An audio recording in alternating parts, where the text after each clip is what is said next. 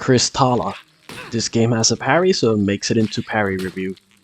Here's the best thing that I can say about this game that applies not just for this game but to all games. It doesn't matter how janky or garbage your game looks, like doesn't matter how janky the mechanics are or how bad the graphics look. If your game is fun to play, you have succeeded in making a game that is good. In this game, it's janky as heck. Like seriously, you're gonna see it. You're gonna see all the jank here in the footage. And if you play this game yourself, this game is early access, so obviously it's kind of like supposed to be janky at this stage. And the graphics, when I saw this game, I laughed.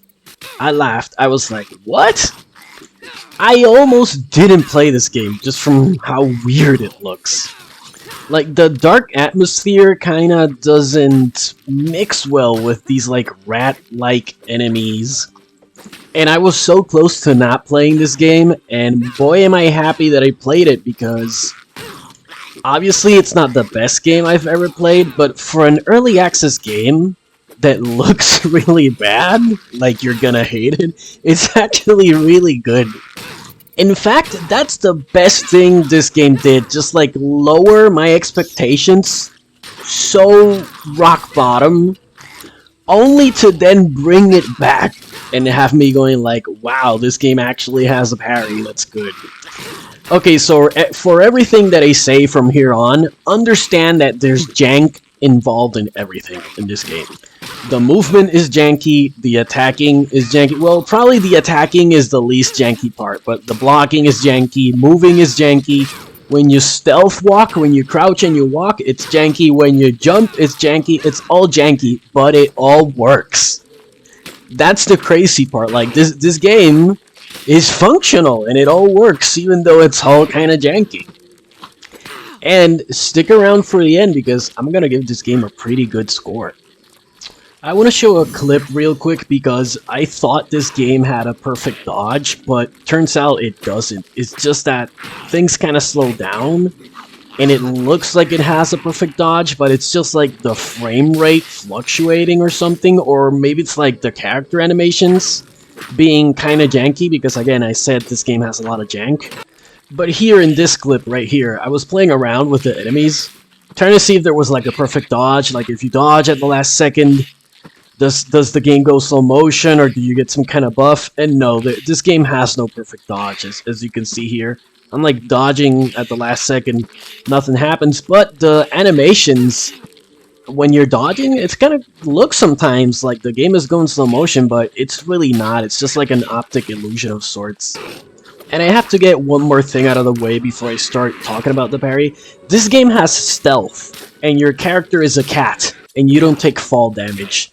So stealth was something that was implemented into this game with great consideration from the developer's standpoint, right? Like, you can tell that they really had stealth in mind, but it turns out this game really is more of a combat, like a frontal combat type of game. Even though this game has stealth, you're actually gonna be fighting enemies head on more than you're gonna be like stealthing around Metal Gear style. So the parry in this game, you parry by blocking at the last second. So just before the enemy attack hits you, you want to block. But the timing, you want to parry kinda early, slightly early, almost imperceptibly early, but you do want to parry early, because the animation in this game, again, I'm alluding to the jank in this game. It's the theme. I'm gonna keep mentioning the jank in this game because it's all over the place.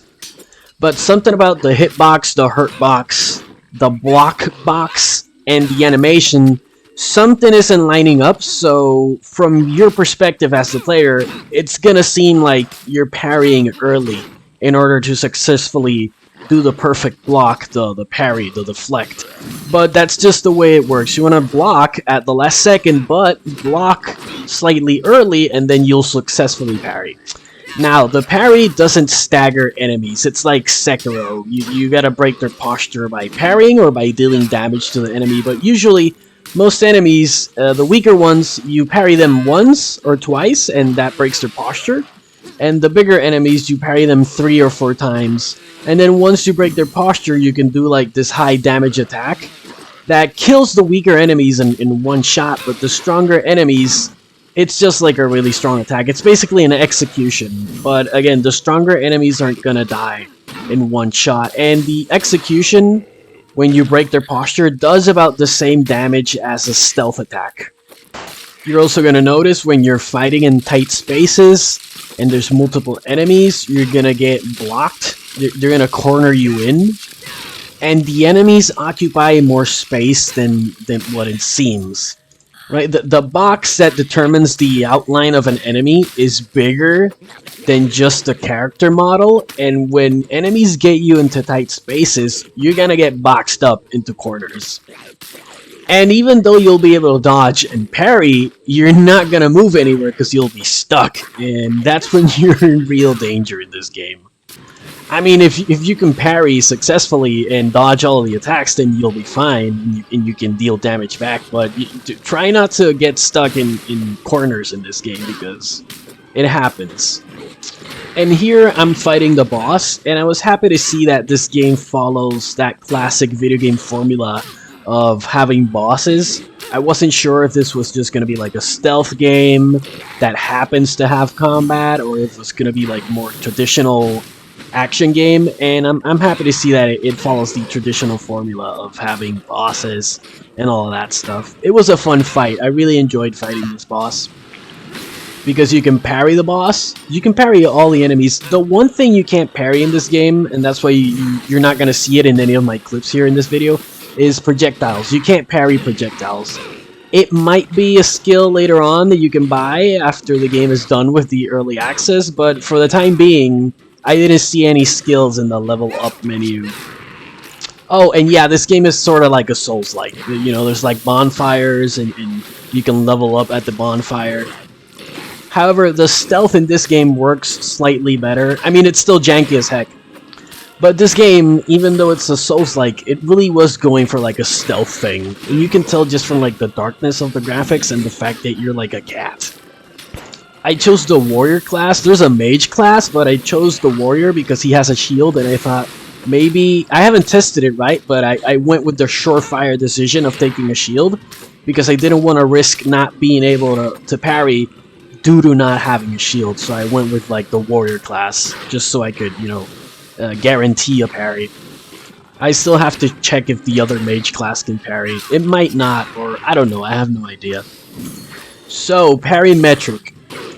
Somewhere between a 6 and a 7. Maybe we can give it a 6.5 out of 10 on the parry metric. And on the fun and enjoyment scale, 7 out of 10 on the fun and enjoyment scale. Which is just a huge surprise given just how janky and weird this game initially... Like, the first impression is just... Dude, this game is just so janky. I don't know how else to say it. So, thanks for watching. Take care and enjoy.